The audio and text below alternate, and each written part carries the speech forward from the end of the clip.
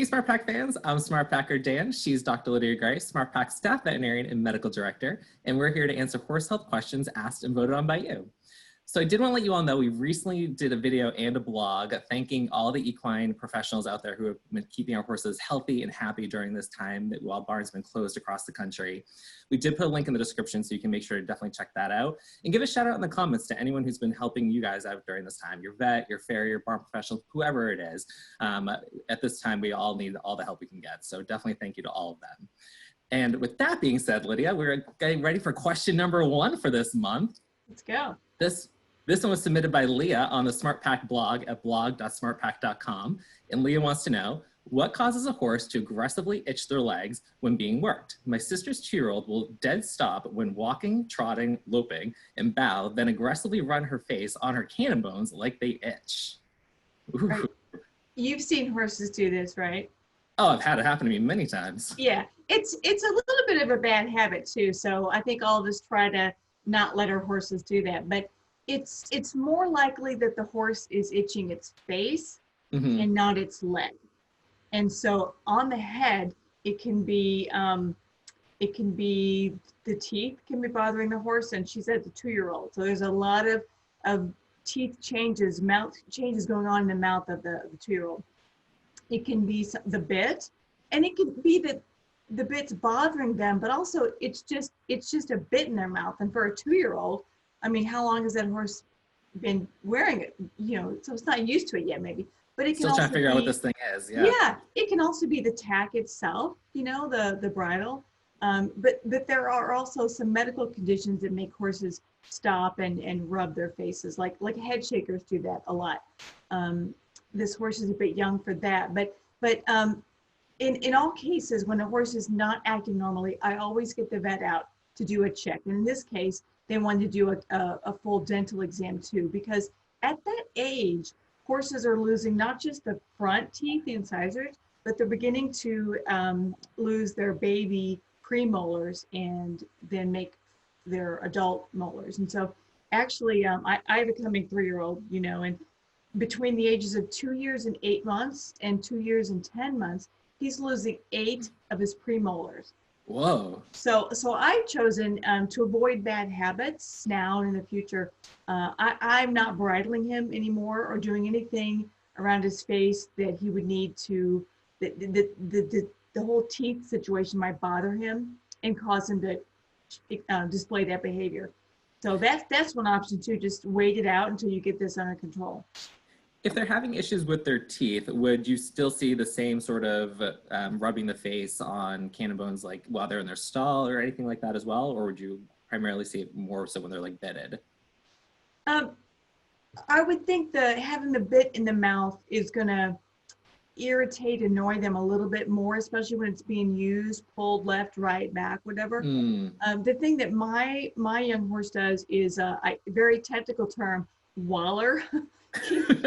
he wallers his mouth around constantly, like while you're grooming him or leading him. And if you distract him with something, he'll quit actually. Yeah. But if he's just there kind of hanging out, chilling, he'll start to, you can tell he's like putting his tongue where his cap is, you know, and like kind of flipping it up and that, and he drools a little bit. So they're all going to have their differences in how they display their uncomfortableness, like human kids. But that's what mine does. And certainly a horse that's got some teething issues is gonna. It wouldn't surprise me that they're going along and they go, I can't concentrate. I got to rub my mouth on something here that's standing in front of me. Oh, my leg. Yeah. Well, it's a great point you also mentioned about like checking your tack as well, because like as the horse starts working, if you have like a nose band and they're starting to get like sweaty under there, that can be irritating and stuff like that. So just making sure all that stuff is clean. Yeah, I know my adult horse, when we work and he creates a lot of saliva, he likes that to be rubbed off periodically. So if there's a grounds person, I never let him rub on his leg. But if there's a grounds person, I'll have them rub the saliva, because he hates when there's like one, you can see like a bubble right here. It drives him crazy. So I get it. I mean, I get that. That's understandable. That's justifiable. Sure. Yeah. Well, awesome. Well, Leah, hopefully those tips help you out and hopefully your horse comes along nicely. So question number 2 is submitted by Georgia via email to CustomerCare@SmartPak.com. And Georgia wants to know, Dapples, why do some horses have them and not others? Why do Dapples come and go? And are they really a sign of health? We actually have lots of comments on this on the YouTube community. Does not surprise me. Yeah, so varying from their sign of health to their sign of a horse, turning completely white or gray and aging. So lots of different thoughts on this one for sure. So she had a couple questions in there, and I want to make sure at the end that I've answered them all, but I'm just going to go through what I know about Dapples, and should take me long. So just to make sure we're on the same page, Dapples are those usually round shaped, like, I don't know, inch and a half, whatever, parts on the horse's shoulder, barrel, usually, and they're a different color. They could be a deeper color. They're beautiful. They're very pretty. They're shiny. So, but not all horses have them. And even the ones that do have them, they don't have them all the time. They tend to be seasonal, but they're irregular, they're unpredictable, and they're complicated. And what that all means is that we don't really know much about Dapples. So I can tell you what the experts do know, and then you'll see it'll leave a lot to be yeah. You still wondering about mystery. It's a mystery. Mystery. Oh, there you go. So we know they're common in gray horses. We see Dapples a lot in gray horses. Yeah. In gray horses, yes. Yeah. You'll see them in blacks and bays. The color that they're not, and browns, the color that they're not very common in is chestnut. Okay. We know that Dapples are genetic in nature. Oh, okay. So they're controlled by a gene that controls the coat color. So horses, you either have it or you don't. And if a horse does not have Dapples, it doesn't mean that they're unhealthy. If you've never seen Dapples in a particular horse, they just don't have the gene, period. It doesn't matter what you do, they're never going to have it. There's not a shampoo you can buy. There's not a supplement you can feed. It's just never going to happen for you. There's not a supplement for that. Wow. Okay. Yeah. Now, if your horse does have the gene, like I have a bay. Now, this is the first year for my young horse, so I don't know about him. But my bay, he Dapples every spring. So when he sheds out his winter coat, he has beautiful Dapples for maybe a month, 3 weeks. He's got him right now. I need to go take a picture for proof. And then I don't see him. I maybe see him again in the fall when he grows in his winter coat. Again, for a very short period of time. So he does not have them year round or even like summer hair coat. They're only there for a little bit, like spring flowers. I was just gonna say, it's like spring flowers or the changing the leaves in the fall. They're for a period of time. Yep. So if your horse has the gene, and you occasionally do see them, there are some things that you can do to, I don't want to say ensure your horse has Dapples, give him his best chances for dappling. That's probably fair. So probably starting with a complete and balanced diet. If your horse isn't on a good nutritional plane, you're not going to see Dapples. So in that respect, the people who say it's a sign of good health, there's some truth to that. Yeah. Well, I was going to say, so if your horse isn't genetically set up to have Dapples, it's not necessarily a sign of good or bad health. It's just genetically not part of that horse's makeup. But if your horse has the gene to have Dapples, it could potentially be a sign of good health or bad health. Is that what you're saying? Well, I would say it like this. That might be true, but I would say it like this. If a horse is capable of having Dapples and you're not feeding that horse correctly, the chances of the Dapples appearing or being expressed because of the gene are not very good. You gotta feed them good. That makes sense. Okay, I think it's nuanced. Yeah. You also have to groom. I mean, elbow grease. If you're not cleaning out the winter hair and helping him shed, if you're not bringing those oils to the surface, flattening the hairs down, you're not going to see Dapples even if they are expressed. So you got to groom your horse with clean brushes and all that. And then you have to provide good wellness care with your veterinarian. So certainly things like dental, exams and care, floating, and then parasite control. So your horse needs to have his teeth done so he can use the food that you're feeding, and then he has to also be dewormed in a appropriately. I was going to say regularly, but we don't deworm regularly anymore. We deworm targeted and appropriate. There you go. Again, nuanced. Yeah. Nuance, right? That's our word for this one. Yeah, and then exactly. Finally, if your horse has a medical condition, then that needs to be treated. So something like gastric ulcers, we know affects the weight, the body condition, the hair coat, and makes a dull, dry hair coat. You're probably not going to see Dapples with that going on. So make sure your horse's health, any diseases or conditions are diagnosed and treated and managed carefully. So it does seem like the Dapples, there's still a lot to be discovered there potentially. Yeah, if we knew how to make Dapples appear 100% of the time on 100% of the horses, I mean, we'd be doing it, right? Yeah. Absolutely, absolutely. Well, so hopefully that will help you out, and hopefully it doesn't cause you too much stress with grooming your horse this spring to try and get those Dapples to appear if they're not meant to appear anyways. Yeah.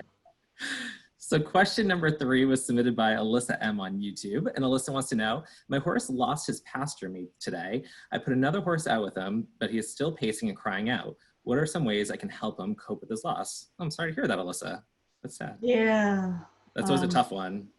Yeah, and you know, I'm a vet, but I'm also a horse owner, and I've been through that, and it's tough to go through it yourself, but it's also hard to see your horses grieve like that.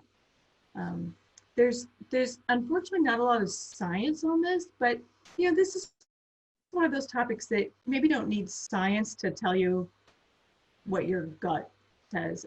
Yeah.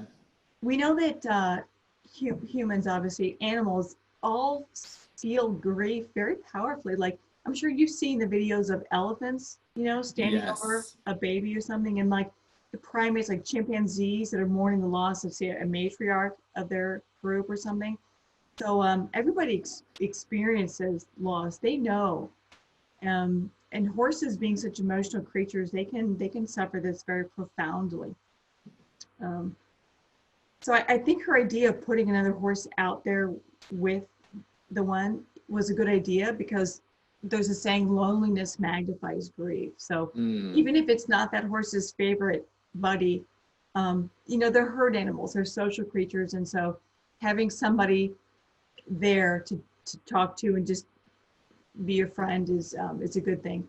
The best thing that an owner can do is, and I don't know if she had, it's not always possible, but if you can, let all the horses, but especially the horse that passed away, his closest friend, let them see the dead body. I was going to ask you, I've heard that before from people, and I was going to want to get your thoughts on it. Yep. Like I said, they know when an animal is not living, and they'll investigate thoroughly. They will smell, they will muzzle, lick, they'll talk, some of them will paw, and it might take some time, and it can be very hard to watch. Like it's I can feel myself getting emotional because I've done that for horses.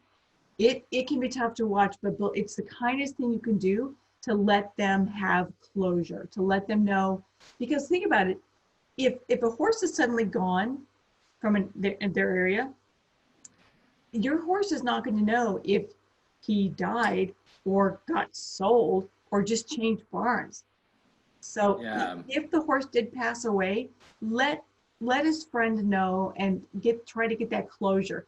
That doesn't mean the horse is going to be over his grief right then, but at least now he knows what happened and he can begin to move forward with your help. Well, to your point, because like usually on the days that those happen, which are always tough days, but usually like the vet is down there, the barn manager's down there, the owners are down there. There's a lot going on, and so the horses are picking up on all that energy. They're anxious. It's like they don't know what the end result was, and it just ends, and they're like, yeah, it just happened. Like, so you got to show. Now that's if the horse, say, went to colic surgery and didn't make it, and you're not going to bring the body home, it's going to be taken care of there. Yeah. Boy, then you don't have a choice. And it's really hard because the horse just left and never came back. So then what are some other things you can do?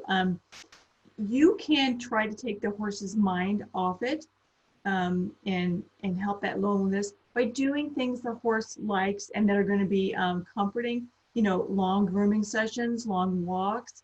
Maybe it's just some playful groundwork, like not work, but just some activities in hand that the horse likes to do. Maybe it's going over poles, or maybe it's set up an obstacle course or something with cones, or you're going to have to be a little bit creative to help your horse through this. There's people who say, and I've not tried this, but I believe it, that their body work, like are you familiar with the Tellington Jones T-Touch? No. Oh, okay. Well, it's just a version of hands-on healing that horse owners can do themselves. There are people certified in it, but you can certainly learn the techniques yourself. But even having like this, there's specific acupressure points that seem to help horses go through this process quicker. So it's worth a try if you've got a bodywork person that you trust and you already work with. That's a great idea. I was going to ask you the body work. I was going to say, like, even like doing something like potentially like grooming or something like that. Yep. Kind of gives them that sense of, kind of just grazing, take them out and hand graze, and spend some quality time with them. I do before we close this, I want to end up with the signs of grief in horses, because just like people, horses are going to manifest them differently. And so hers is more, I would say, anxious. She said he's running the fence line, he's calling out. Now it just happened that day. So it's gonna decrease his anxiety over time. But some horses, they're quieter than normal, right? And this can even become to the point of listlessness or depression. They can just be lackluster. They can go off feed. They're just depressed. Waiting by the gate, waiting for the horse to come home. It's very sad to see. That breaks your heart. Yeah, they can have reduced social interaction with other horses. So even if you see that, it's so good to have other horses around, but they might not feel like hanging out, and they might not want to graze with somebody. They might want to be alone. They could even have a decline in their physical health. Like if they have a pre-existing condition, it could get worse. Because it's affects your immune system, or they could get a brand new condition. So be observant and watch for that. Well, I was gonna say, like, the added stress of this, like, change. Yeah. Pasturemate and change of routine and all that is absolutely going to have an impact on their immune system, and therefore set them up for potential other. Yeah. So this is a time to spend more time with your horse, pay close attention, help him where you can, and step in if you need to. Well, Alyssa, I hope this helped you guys. I'm so sorry for your loss, and hopefully your horse will, start to make a new friend, and you guys can kind of start to move forward on that. Yeah. But on to question number 4, and this was submitted by Niam on YouTube, and would like to know, what are the benefits / risks of carrot stretching with your horse? How often should you do it to make a difference, and common mistakes to avoid? You're a stretcher, aren't you? You do a lot of this? I do, yeah. Okay, yes. Yeah, yep, but and I have the book. This is the carrot book, yep. And but I am not going to answer this myself. I went to the author of the book and I said, we got a question on this. Could you get to know people? Could you write me an answer? So her name is Hillary Clayton. She's a vet. She's professor and McPhail Dressage Chair Emerita. You've heard of emeritus? Well, when you're a female emeritus, you're an emerita. Michigan State University College of Vet Med. And here's what she says. Carrot stretches are exercises in which the horse is trained to stand in place while following the movements of bait. So they're baited stretches. And usually it's a small piece of carrot cut lengthwise. There's a picture in the book, and we'll show it, where, because you don't want them to bite you. So she makes a little device where you have the carrot out here and there's a protection, and it might be a plastic, I have to think if it's a plastic like lid cover, so your hand's protected. Oh, that's smart. Yeah. The bait is moved to a position that either rounds the horse's neck or bends it sideways, so longitudinal or lateral flexion. In these stretch positions, the horse has to use many muscle groups in his limbs and back to maintain his balance. So it's core strengthening. This is By how doing the you, neck stretches? yep, this is how you strengthen. We call them carrot stretches, but they're really core strengtheners. Interesting. Several research studies have shown that the small muscles that stabilize the joints between the vertebrae, protect against the development of spinal arthritis, are activated and strengthened by performing carrot stretches several times a week, ideally just before riding. So is it by like removing their head that forces them to engage their core so they don't lose balance? Mm-hmm. Interesting. Yeah. Carrot stretches are not appropriate for horses with impaired balance due, for example, to neurologic disease because they could fall over. Yep. So if you have a horse with a condition, speak to your vet first before starting it. You like when you do an exercise tape, video, it says talk to your physician before starting this program. Yeah. Like that. Same thing. There aren't really any risks associated with doing carrot stretches, but I recommend having the horse standing on a soft, non-slippery surface in case something spooks him. Yep. That seems fair. So not a wet washed off. Yeah. You should watch how your horse's back shape changes. If he hollows his back during the exercises, don't use that particular exercise because it's not helping. It's not doing the right thing. Yeah. He's not engaging his core. Yeah. And then a final word about carrot stretches. They do indeed have a beneficial effect by stretching the horse's neck and back, but they're even more valuable for the muscle strengthening effects. That is fantastic. I never realized about the core engagement for it. I thought it was just to kind of like open up the neck and maybe a little bit of shoulder. One of the exercises in the book, she hasn't broken out. One of them is you use the tail to pull your horse to his hind end to the side, 10 times. Well, think about it. That's not stretching so much as strengthening his hind legs. Because you're creating some like resistance for him. Yeah. Yeah. Yeah. So it's pretty cool stuff. I wish all I had to do was turn my neck to get a core workout. Make my life easier. That's fantastic. That was great information. That was so nice of her to reach out and provide Well, I knew that she feels very strongly about this and she would take the opportunity to talk about something she loves. Yeah. Well, thank you for doing that for us. Let's get some pro tips right there. Right. Well, on to our last question. Question number 5 was submitted by Andrea on the SmartPak blog. And Andrea wants to know, when feeding a miniature horse, how do you balance keeping the gut full and keeping them at a good weight? I've had issues with colic in the past. I've heard giving them a little mineral oil as part of their diet helps. Is this true? How big of a concern are ulcers, founder, and laminitis? So again, we got a lot of community comments on this one, particularly from Charismatic, who says, I have a mini and am always struggling to feed her enough without her getting fat, which is something I think we're all dealing with currently in quarantine. You mean personally? Personally. Right. Okay. So a lot of great questions. Again, keep me on track. Make sure I answer them all. So miniature horses. Here's your trivia thing. In driving, a carriage drive, there's a lot of miniature horses in the sport. Do you know what we call them? Like when you're signing up for a show, you have like the draft horse division and horse and large pony, small pony. Do you remember? For the miniature horse? Oh, because I remember you talked about it last year because you did some driving with miniatures last year, right? I did, yeah. I did pair, yeah. Don't remember though. Oh. We call them VSEs, very small equine. Appropriately named. Appropriately, yeah. So they are horses. They have all the same issues and concerns as large breed horses, but because of their size, they also have some specific concerns that's like just related to them. And she's hit on a lot of them. I think the first one was keeping the gut full and a good weight. Minis tend towards obesity. They have that thrifty gene. They have evolved to get a lot of nutrition out of a very little food. They're very efficient. One resource I looked at said minis have robust appetites.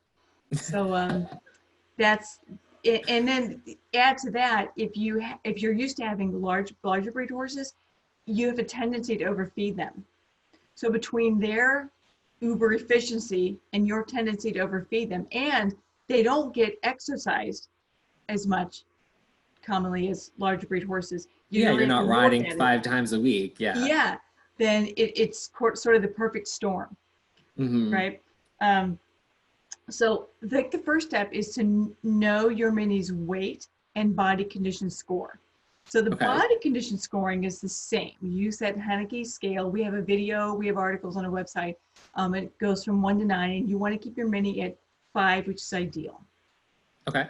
And watch that, my favorite term, regional adiposity, which is the fat deposits, the lumps, like in the neck and behind the shoulder and the dog of the tail.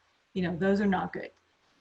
Well, that's good to know, because like with minis, I think it's easy for them to all have like that like pot belly kind of look to them. But to your point, like it's good to do the whole body condition score to see, are we seeing any fat deposits, and not just use that round belly to kind of. And you should do the body condition scoring and the weight at least once a month, if not more frequently, like every 2 weeks, and maybe more frequently in times of the year when there's changes.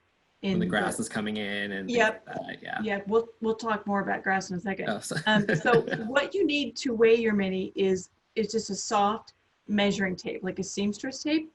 Okay. I don't sew, but I think I got this like at a Joann's Fabric or something.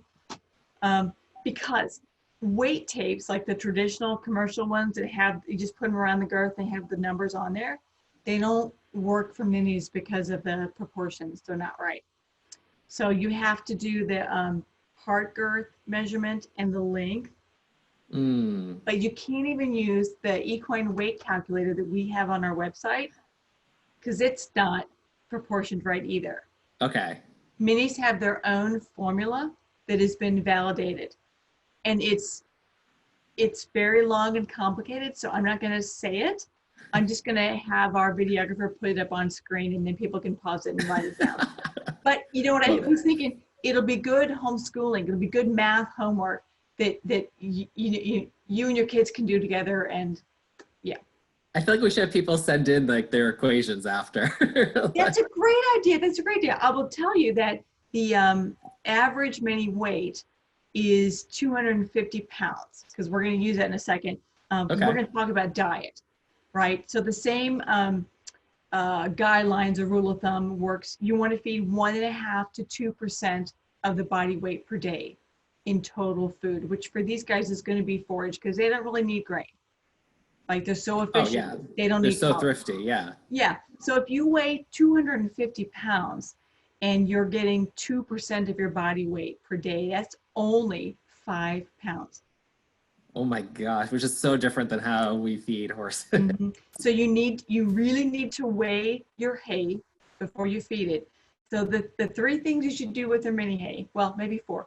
You need to have it analyzed, because it's got to be low in NSC, or non-structural carbohydrates. And by that, I mean less than about 12 or 15%. Then you analyze it, you weigh it, then you soak it, and get the last little bit of sugars out of it.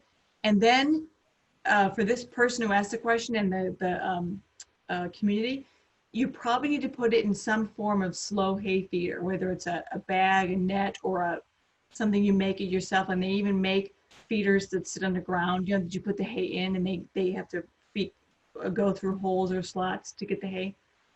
And this is regardless if your mini has a condition or not. Like, I know a lot of these recommendations you're giving right now, usually we tell people with horses who have like laminitis or easy keepers and things of that nature.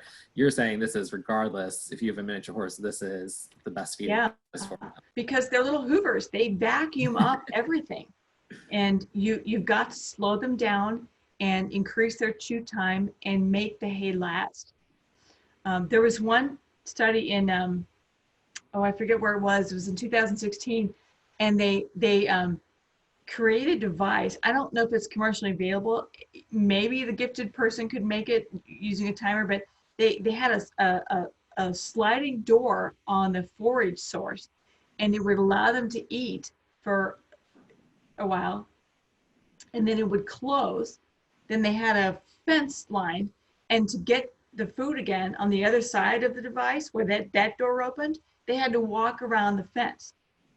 Oh, really?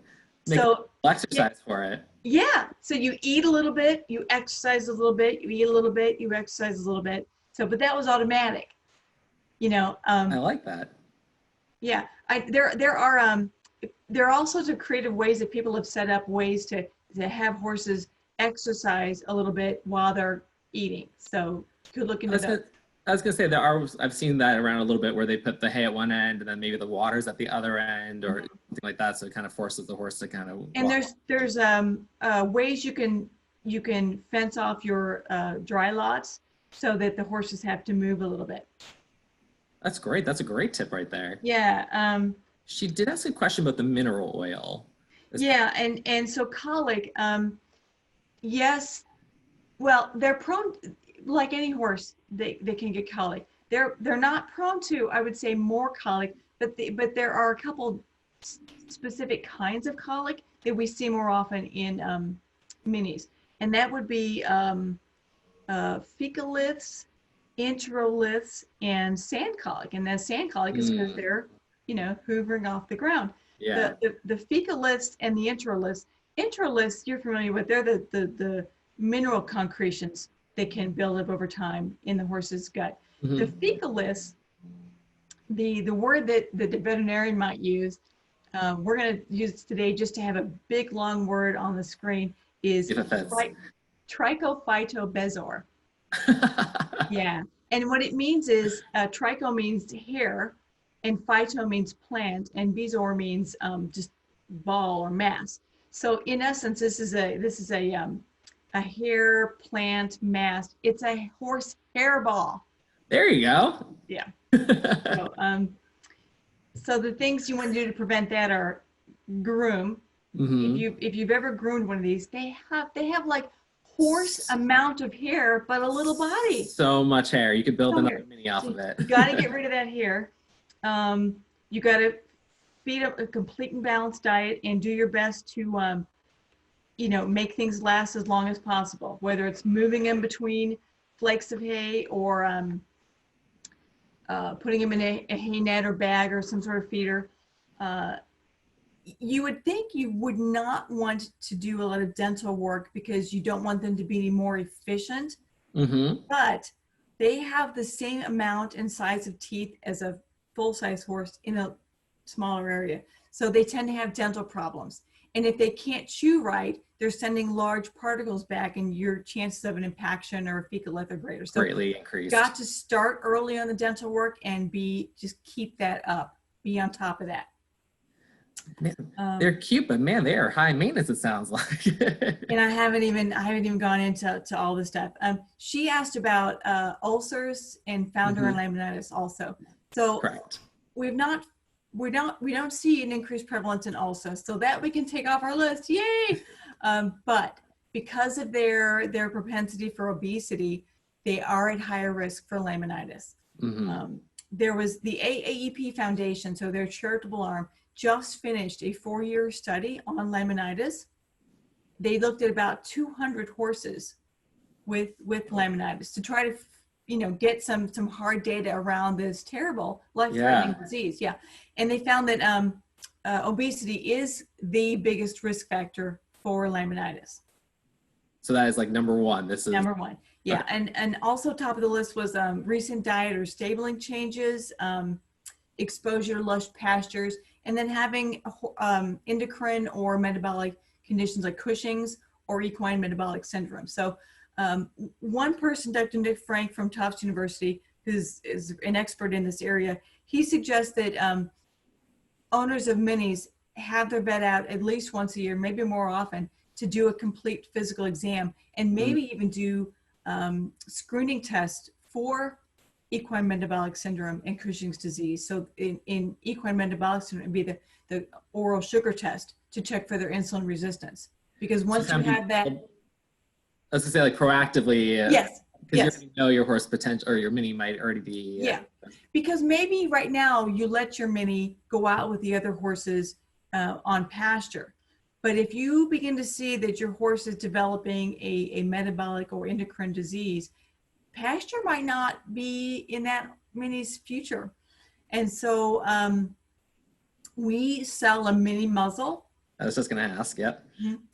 And that's an option, but they might need to be dry lighted or paddocked. It just might not be an option. So of course you wouldn't leave them in alone. You'd have somebody with them. But if I could let my mini have grass just a little bit, people feel terrible when they put a muzzle on their horse. My horse is muzzled, and he puts it on himself. I hold it out, and he puts his head in, and he's like, "Let's go," because he knows I don't go out to pasture without my helmet on. Is this Newman? Yeah.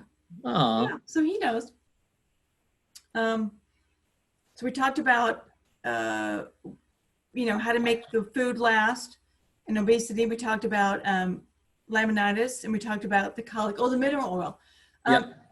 I know some vets that do that, but I've not seen any paper or study, any research that says there's a benefit to it. So I don't particularly advocate for it. I know even when there's a colic going on, that vets have gotten away from putting the stomach tube down and giving mineral oil. We tend to give water, electrolytes, and other things. We don't even give mineral oil for that anymore. I was going to say, I've been hearing that the last couple of years that vets have been moving away from doing the mineral oils during a colic. Yeah, so I talk to your vet. Don't let it give you a false sense of security that, oh, I give my mini a cup of mineral oil, whatever, in his feed and he's fine. I'm not so sure that that's having a benefit. It sounds like there's these other steps that you could be doing as far as like how to feed, how much to feed, that are going to set you up for more success potential. Correct. Yeah. Awesome. Well, hopefully that was a lot of information to digest there. No pun intended. I didn't even try, it just worked out that way. But but hopefully this helps you and your mini out. And of course, if you have any other questions, please feel free to reach out. And that was it for these questions for this month. These are some good ones, some different I haven't done before. So I'm glad we got to do those. So thank you everyone for submitting your questions. Keep asking your questions so we have more things to talk about for our next video. You can ask them anytime on YouTube, Facebook, Instagram, Twitter, the SmartPak blog, and our forum at smartpak.com/askthevetquestions. Just remember to use hashtag #AskTheVetVideo. And if your question was answered in this video or in our previous ones, you do win a SmartPak gift card. So make sure to reach out to our customer care team at customercare@smartpak.com so you can redeem that reward. So until next time, guys, make sure to subscribe and stay safe.